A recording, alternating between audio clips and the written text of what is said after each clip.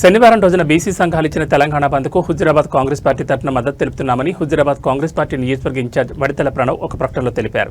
ఈ మేరకు ఆయన కార్యాలయం నుంచి ఒక ప్రకటన విడుదల చేశారు. ఈ సందర్భంగా కాంగ్రెస్ పార్టీ ఎన్నికల సమయంలో కామారెడ్డి సభలో బీసీ డిక్లరేషన్ ఇచ్చిన హామీ మేరకు బీసీలకు 42% అమలు చేసేందుకు ప్రభుత్వం తరఫున అన్ని పూర్తి చేశామని, ఈ మేరకు ప్రభుత్వం ఇంటింటి కులగణన సర్వేను పక్కాగా చేశామని, అనంతరం శాసనసభలో బీసీ బిల్లులను ఆమోదించామని, లోకల్ బాడీ ఎన్నికల్లో వాటిని అమలు చేసేందుకు ప్రత్యేక జీవో కూడా విడుదల చేశామని అన్నారు.